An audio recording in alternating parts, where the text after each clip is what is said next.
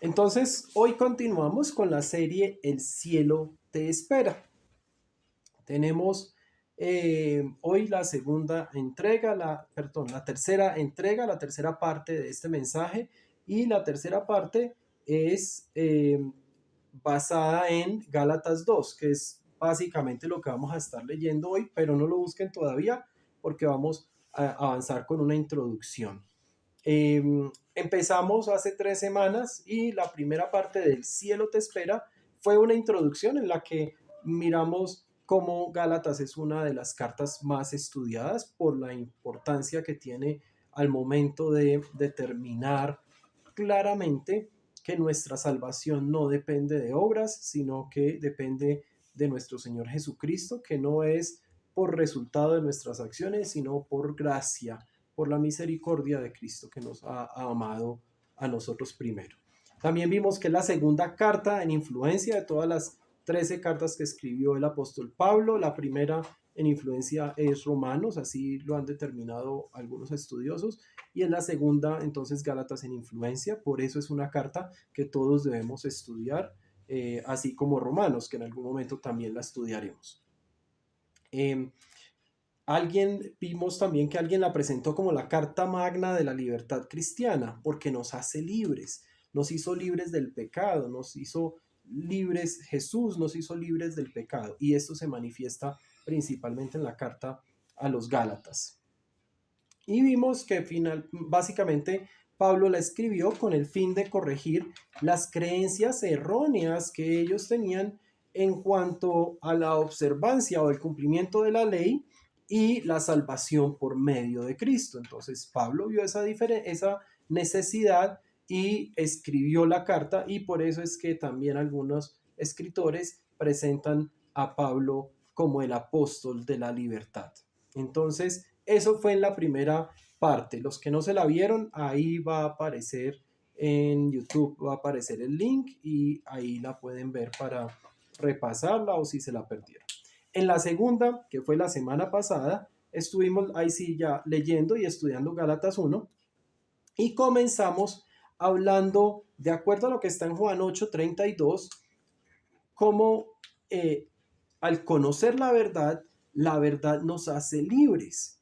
Y decíamos que el cielo te espera, es el nombre de esta serie que estamos viendo, y nos espera el cielo básicamente porque al conocer la verdad nos hace libres. Sabemos que la verdad es Jesús y la libertad es nuestra eternidad en el cielo al lado de nuestro Padre Celestial y viviendo nuestra eternidad cara a cara con nuestro Señor Jesucristo.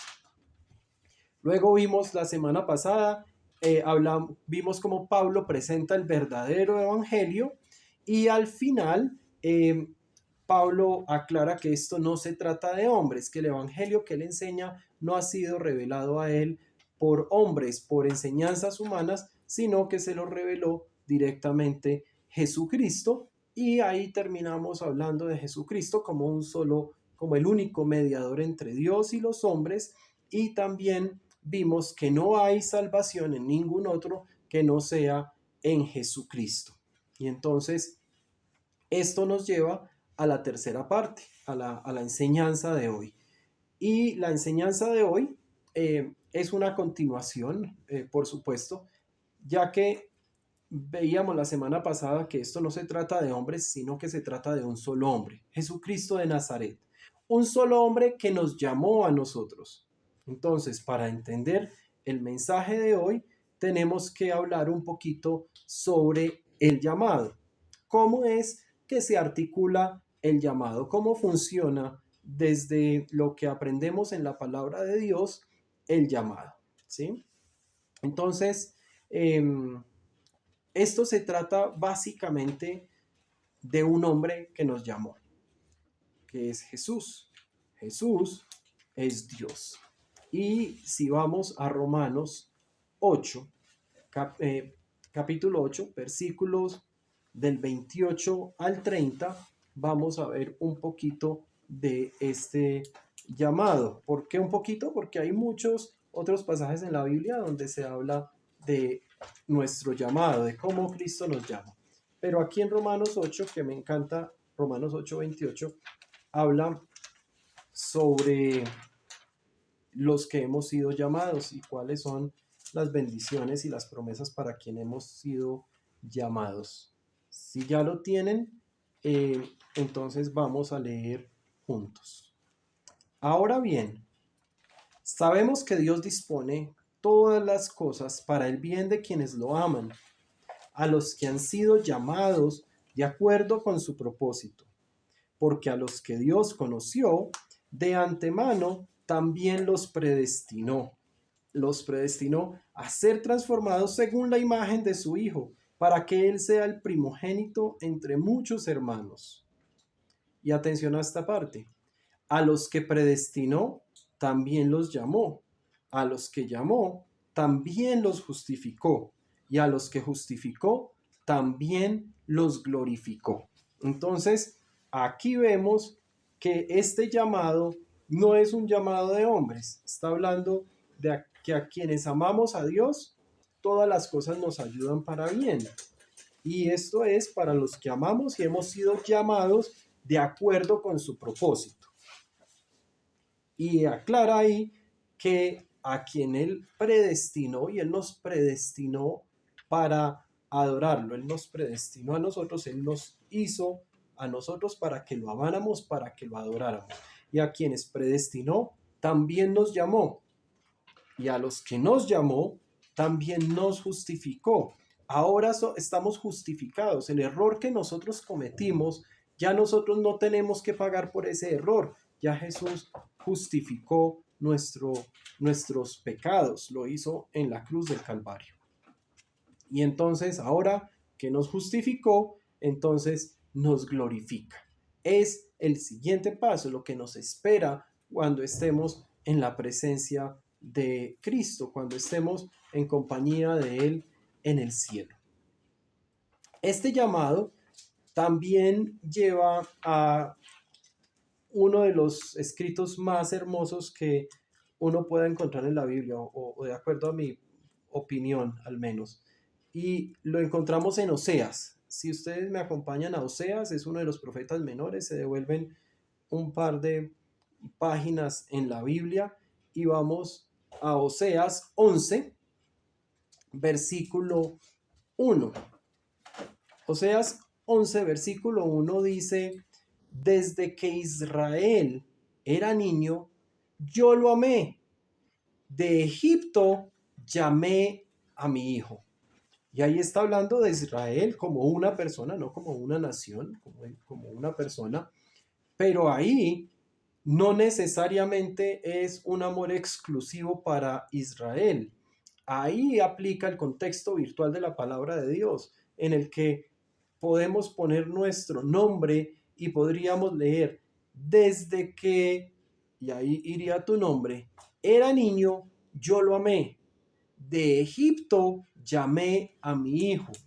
Egipto significa cuando vivíamos en esclavitud, cuando vivíamos, el pueblo de Israel era esclavo en Egipto. Nosotros ahora somos esclavos del pecado. Entonces, a nosotros, desde que éramos niños, nos amó Dios y nos llamó de ese pecado, nos llamó, nos jaló de ese pecado. Y si continuamos leyendo, no está en pantalla, pero si continuamos leyendo hasta el versículo 4, miren lo que sucedía. Pero cuando más lo amaba, más se alejaba de mí. Ofrecía sacrificios a sus falsos dioses y quemaba incienso a las imágenes. Yo fui quien enseñó a caminar a Efraín. Yo fui quien lo tomó de la mano. Pero él no quiso reconocer. No quiso reconocer que era yo quien lo sanaba. Lo traje con cuerdas de ternura, lo traje con lazos de amor. Le quité la cerviz del yugo y con ternura me acerqué para alimentarlo. Miren qué hermoso, cómo habla de aún en nuestros errores, aún en nuestras malas decisiones, aún en nuestro pecado, Él nos sigue amando, Él nos sigue alimentando, Él nos sigue enseñando a caminar. Y nosotros seguimos alejándonos Y el versículo 4 ahí en Oseas 11 dice, lo traje con cuerdas de ternura, lo atraje con lazos de amor.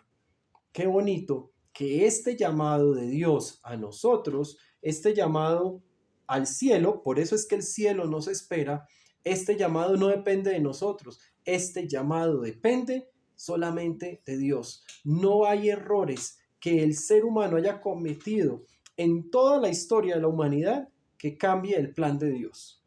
Todo lo que ha sucedido ha sido de acuerdo al plan perfecto de Dios. También vemos, ya que ese plan no cambia y desde el comienzo Dios así lo determinó, lo prometió desde Génesis 3:15 que Jesucristo iba a reinar, que iba a triunfar, pues esas promesas de Dios nunca cambian y esas promesas son para nosotros. Eso lo podemos ver en Hechos 2, versículo 39. Vamos a Hechos 2. Nos vamos a estar moviendo mucho en la Biblia al comienzo y luego vamos a aterrizar en Gálatas, pero es como para dar un contexto a lo que estamos hablando hoy. Hechos 2:39 dice, en efecto, la promesa es para ustedes, para sus hijos y para todos los extranjeros, es decir, para todos aquellos a quienes el Señor nuestro Dios quiera llamar. Este versículo es muy importante por varios motivos. Uno de ellos es que la promesa que Dios hizo de nuestra salvación no es para un grupo exclusivo de personas. Y es una promesa que se cumple. Es una promesa que es para todos nosotros. Por eso dice, la promesa es para ustedes. Pero ahí no está hablando a un grupo exclusivo de personas. También lo expande al decir, es para sus hijos y para todos los extranjeros. Es decir, para todos aquellos a quienes el Señor, nuestro Dios, quiera llamar. Esto no se trata de exclusividad, esto no se trata de un grupo cerrado de personas únicas que van a recibir la salvación. Esto es para todos aquellos a quien nuestro Dios quiera llamar en su infinita misericordia.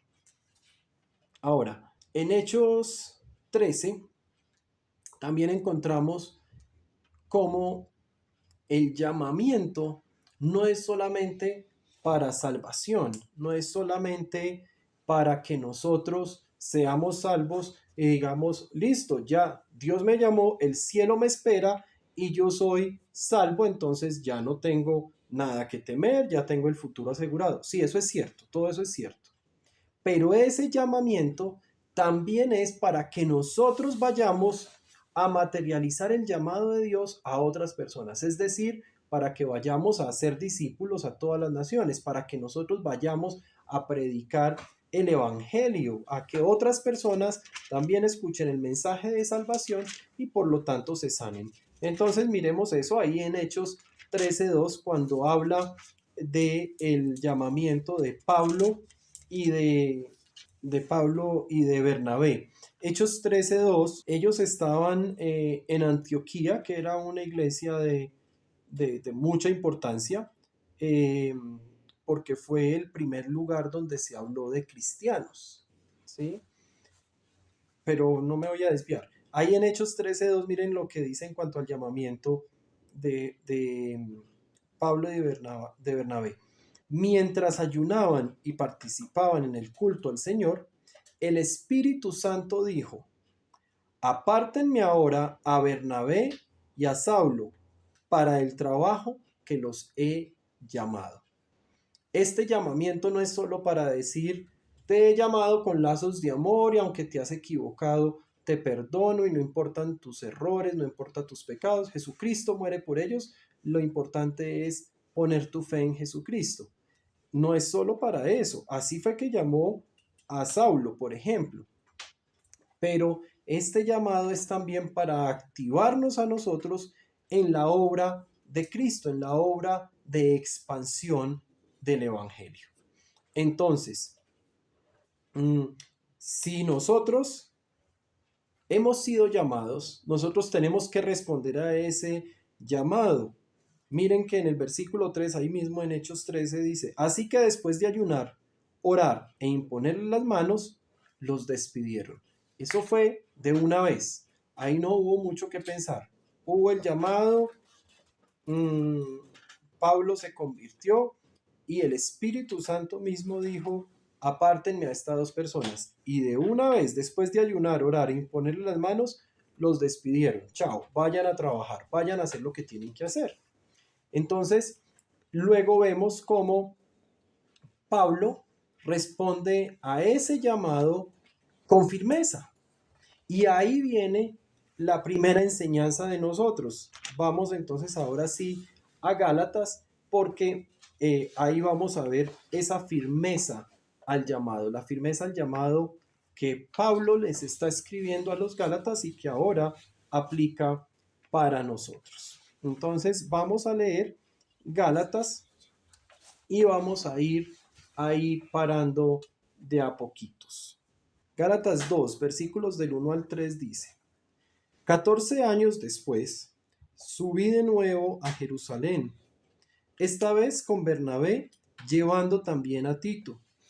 Fui en obediencia a una revelación y me reuní en privado con los que eran reconocidos como dirigentes, y les expliqué el evangelio que predico entre los gentiles, para que todo mi esfuerzo no fuera en vano. Ahora bien, ni siquiera Tito, que me acompañaba, fue obligado a circuncidarse, aunque era griego. Acá, en el versículo 2, Pablo está haciendo primeramente una defensa del evangelio y está explicando cómo fue que él recibió el mensaje de Jesucristo y no de hombres, que parte de eso lo veíamos. Y hay algo muy importante, cuando él habla acá de revelación, en ese versículo 2, fui en obediencia a una revelación. Esa palabra revelación es la misma palabra que se usa para manifestación. ¿Y quieren saber cómo es esa palabra en griego? Revelación o manifestación es apocalipsis. Apocalipsis es revelación, por eso es que en inglés se dice revelation. Es una manifestación de Dios, muy parecida a la que se usó cuando en Lucas se habla de Jesús apartando el velo de las tinieblas que cubría a los gentiles, ¿sí? Esa palabra que se usa ahí en Lucas 2:32 es la misma palabra. O la misma revelación de la que se habla en Primera de Pedro, que dice en varias ocasiones: cuando sea manifestado, cuando Cristo sea manifestado. Esa palabra, cuando sea manifestado, es la misma palabra apocalipsis en griego, que es traducida en este pasaje, en este que estamos leyendo en Gálatas 2:2, como una revelación. Esa revelación implica exclusivamente una revelación de Dios. Cuando Pablo dice, fui en obediencia a una revelación, es un mensaje, es una manifestación de Dios especialmente para él. Y él está aclarando que cuando él fue a Jerusalén y después cuando va a Galacia a llevar el evangelio, él lo está haciendo solo por revelación.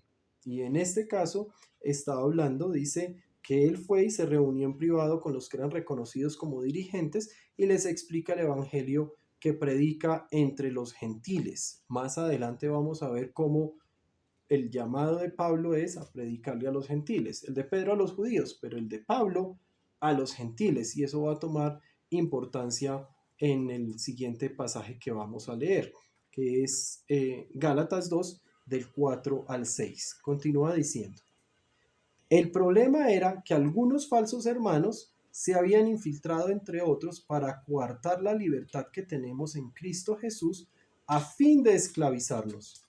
Ni por un momento accedimos a someternos a ellos, pues queríamos que se preservara entre ustedes la integridad del Evangelio.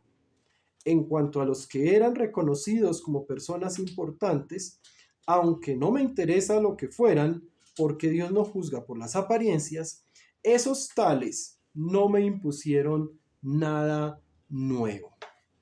Miren la firmeza con que Pablo está hablando. Estamos hablando que el cielo nos espera porque hemos sido llamados a la verdad. Conoceremos la verdad y la verdad nos hará libres.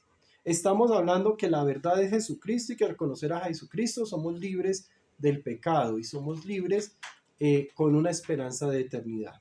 Y entonces eso configura nuestro llamado. Y estamos viendo como ejemplo cómo Pablo responde con firmeza.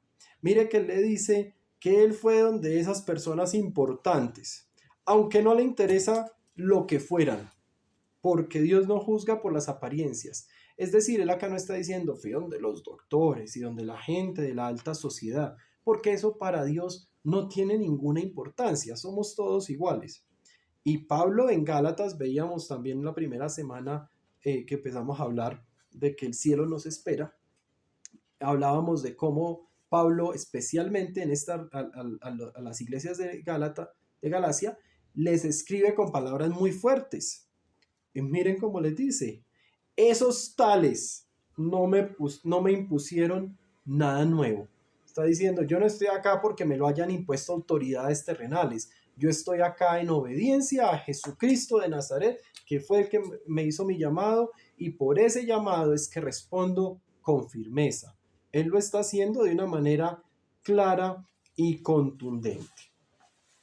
Continuemos ahí. Él sigue en el versículo 7 y 8, entonces continúa con su discurso diciendo, al contrario, es decir, no está haciendo esto porque se lo hayan impuesto, dice, al contrario, reconocieron que a mí se me había encomendado predicar el evangelio a los gentiles, de la misma manera que se le había encomendado a Pedro predicarlo a los judíos.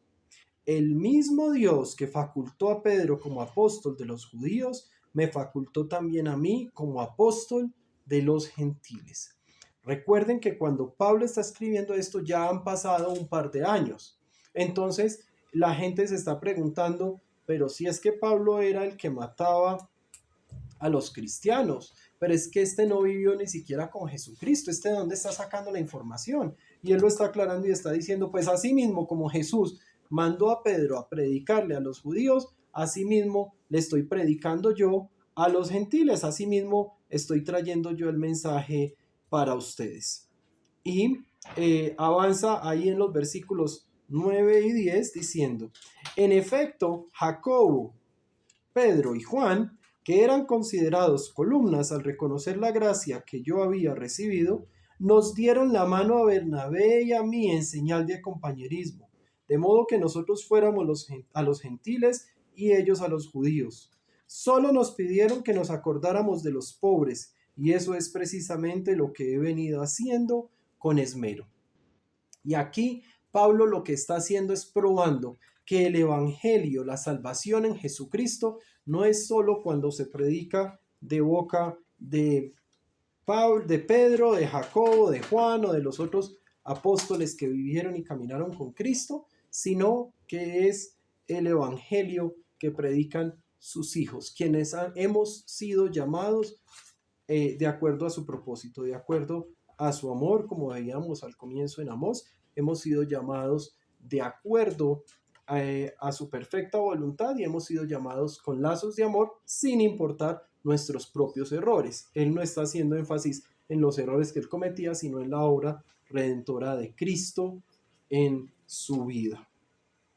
Y entonces, ya con esta respuesta muy brevemente que hemos visto de la firmeza al llamado de Pablo y que le está escribiendo a los Gálatas, también invitándolos a responder a este llamado con firmeza, pues así debemos nosotros también tener la firmeza, debemos tener la tranquilidad, la seguridad de que hemos sido llamados y que podemos hablar la palabra de Dios, no nuestra propia palabra, sino la palabra de Dios con firmeza, con seguridad, porque no somos nosotros, es Dios quien está hablando por nosotros, es Dios quien se revela a través de las sagradas escrituras. Nuestro trabajo es ser obedientes y llevar la palabra. Ser obedientes, y en el siguiente capítulo lo que vamos a ver es vivir una vida de fe.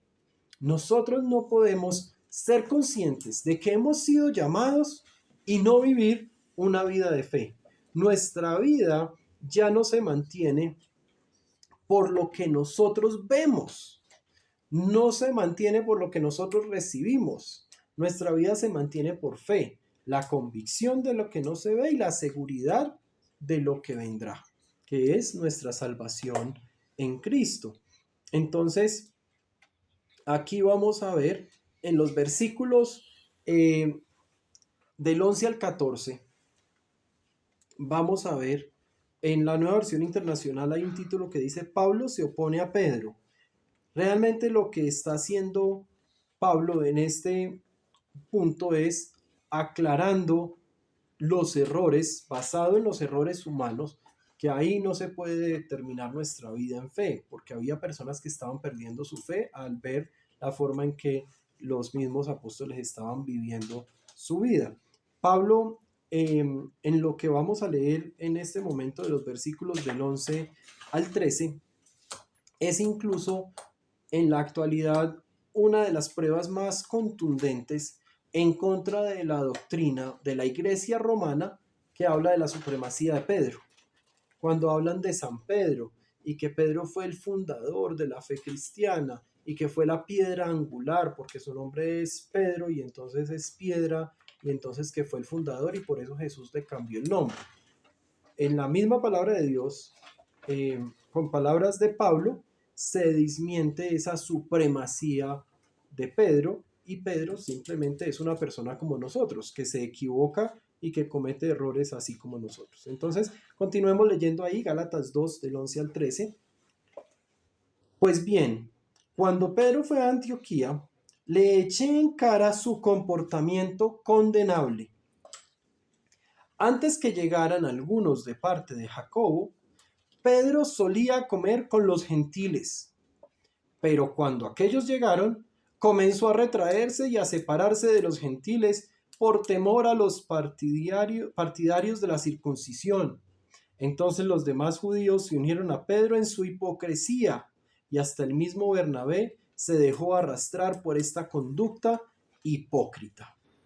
Ya hemos hablado de las palabras claras y firmes y fuertes de Pablo en esta carta. Y aquí hay un ejemplo más. Él les está diciendo, cuando Pedro se estaba equivocando y estaba viviendo la vida de una manera mundana y compartiendo con los gentiles, y entonces cuando llegaban los hermanos en la fe, entonces él se retraía, y eso terminó arrastrando a varios a esa forma de vivir. Él dice, yo le llamé la atención, yo se lo dije, yo le eché en cara su comportamiento condenable. Aquí hay varias cosas. No solamente es que el evangelio depende de hombres imperfectos. El mismo Pablo se equivocaba, Pedro se equivocaba. Aquí otra cosa muy importante es que vivir nuestra vida en fe implica vivirla en comunidad. Cuando la gente dice, no, es que yo sí creo en Dios, pero yo no voy a la iglesia. Entonces, ¿quiénes son tus amigos? ¿Con quién te estás relacionando? Y en el momento en que falles y te equivoques, ¿quién va a ser ese amigo que con amor te diga, venga, esto no es así, se está equivocando? Eso lo obtenemos únicamente en la iglesia, con los amigos de la iglesia. Por eso es importante que compartamos como iglesia, no solamente los sábados en la reunión, sino que compartamos en eventos como lo que se va a hacer el lunes, en eventos como cuando vamos a hacer una reunión en un parque en la que nos vamos a reunir allá y cada unos lleva papitas, otros lleva gaseosa, otros lleva ensalada, y vamos a sentarnos en un parque a compartirnos y a reír, porque la iglesia, entre más consolidadas tenga sus relaciones, mayor facilidad va a ser en el momento en que nos equivoquemos, que alguien con amor nos diga, te estás equivocando, esto no le está agradando a Dios. Y es una enseñanza muy importante aquí en este pasaje que estamos leyendo. No es en vano que este evento sucedió en Antioquía. el versículo 11 dice, pues bien, cuando Pedro fue a Antioquía, le eché en cara su comportamiento condenable, porque recuerden que en Antioquía es donde por primera vez se usó el término cristianos. Los creyentes, ahí fuimos llamados por primera vez cristianos. Eso está en Hechos 11, capítulo 20, cuando narra ese evento. Y en el 26 también se habla un poquito. ¿Por qué es importante eso en este momento? Porque hay quienes dicen que Antioquía fue la cuna estructural o sistematizada del cristianismo. Fue donde el cristianismo se dio a conocer como un grupo por primera vez en toda la historia. Pero bueno, eso es solo una nota al margen. Perdón que me desvíe a veces con esas notas. Continuemos leyendo. Versículos 14 y 15. Cuando vi que no actuaban rectamente como corresponde a la integridad del evangelio, le dije a Pedro delante de todos, si tú que eres judío vives como si no lo fueras, ¿por qué obligas a los gentiles a practicar el judaísmo? Nosotros somos judíos de nacimiento y no pecadores paganos. Seguimos viendo cómo Pablo sigue siendo firme a su llamado, pero también llamando a otros a vivir su vida en fe. A vivir su vida en fe implica vivir su vida de acuerdo a la fe que profesamos. Yo no puedo decir que yo tengo fe y yo sé que Dios me provee, y yo sé que mi Señor Jesucristo me salvó y que yo tengo una eternidad, pero seguir viviendo mi vida aquí en la tierra como un pagano. Yo no puedo seguir viviendo mi vida, como lo dice Pablo, como un pagano pecador. Algo tiene que cambiar. ¿Sigo siendo pecador? Por supuesto. Seguimos pecando. No vamos a cambiar eso. Vivimos en una naturaleza pecaminosa, en un mundo gobernado por Satanás. Lo único que se puede esperar es el pecado. Pero intencionalmente yo no puedo practicar el pecado. Yo tengo que alejarme de mis prácticas pecaminosas y yo tengo que ser consciente que he sido salvo y vivir mi vida como tal. No porque mis obras importen para la salvación, porque Jesucristo murió por mis pecados. Es porque mis obras, como lo dice Santiago, deben ser el fruto y por el fruto a mí me van a conocer. No porque no me equivoque, sino porque ante mis equivocaciones reconozco mi falla, me arrepiento y avanzo. Avanzo hacia mi encuentro con Cristo en pureza. Gálatas 16:17 continúa Pablo diciendo, sin embargo, al reconocer que nadie es justificado por las obras que demanda la ley, sino por la fe en Jesucristo, también nosotros hemos puesto nuestra fe en Cristo Jesús, para ser justificados por la fe en Él y no por las obras de la ley, porque por estas nadie será justificado. Y el versículo 17 dice, ahora bien, cuando buscamos ser justificados por Cristo, se hace evidente que nosotros mismos somos pecadores. ¿Quiere esto decir que Cristo está al servicio del pecado? De ninguna manera.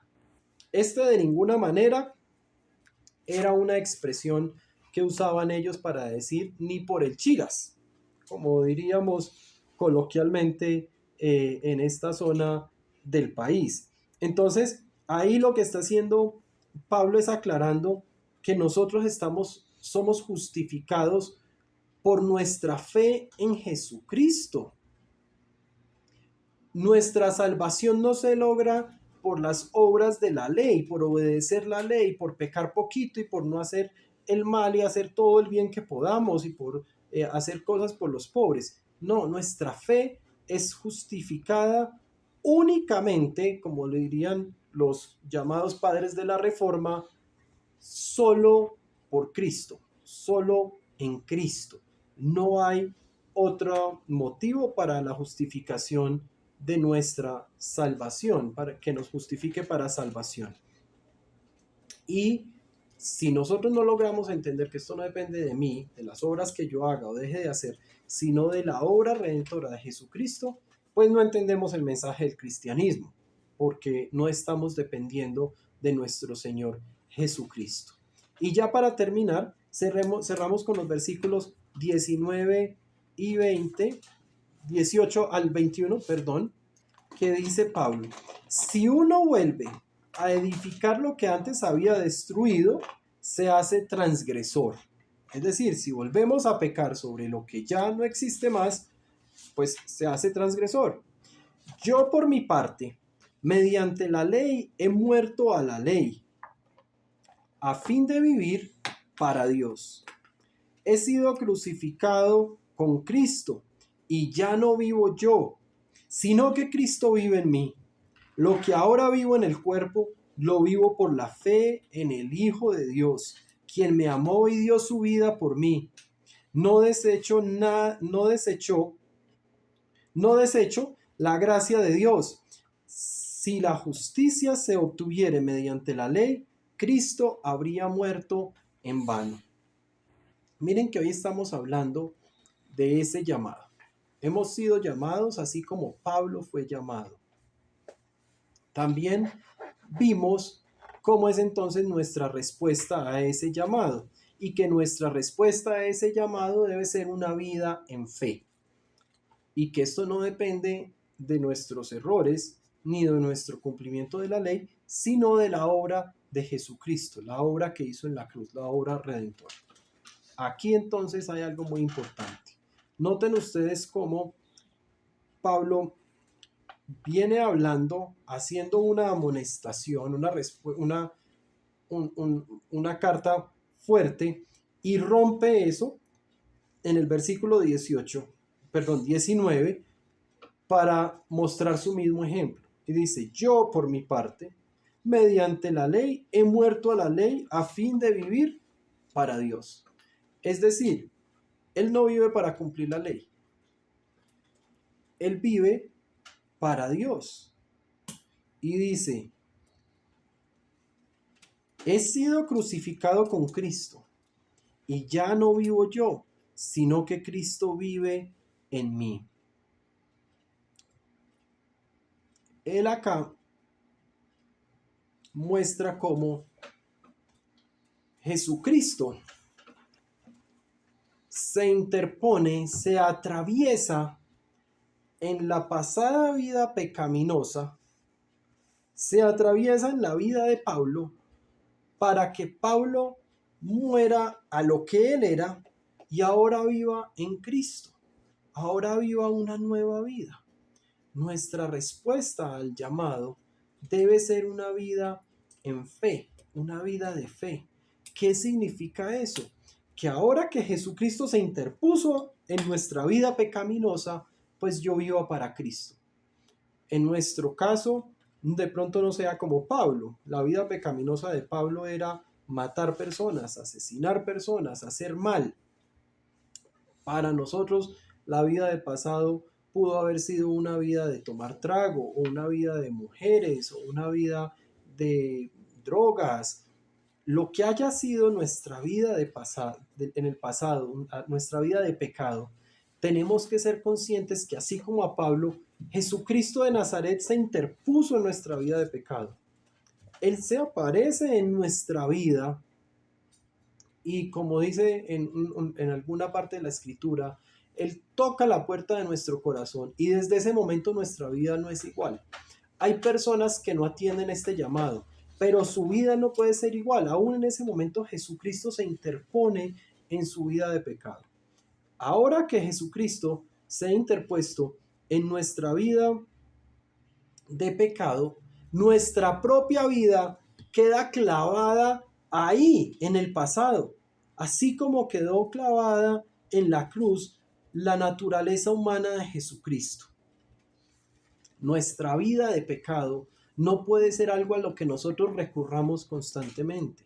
Nuestra vida de pecado tiene que ser algo que ya quedó en el pasado. Tu pasado no existe más. He aquí que eres una nueva creación. Entonces, ¿por qué seguimos nosotros pegados a nuestra vida de pecado? Básicamente, a modo de resumen muy breve, nuestra respuesta al llamado, ya que el cielo nos espera, es a vivir una vida de fe, una vida en Cristo, una vida en la que ya no viva yo, porque mi vida pecaminosa quedó clavada en el momento en que Jesucristo se interpuso en mi vida de pecado. Y vivir mi vida de aquí para allá, dando fruto, como lo dice Santiago, dando fruto porque por ese fruto vamos a ser conocidos. Y cuando nos conocen a nosotros, se dan cuenta que no nos ven a nosotros, sino que ven a Cristo. Y conocen a Cristo y ellos también conocerán la verdad y la verdad los hará libres.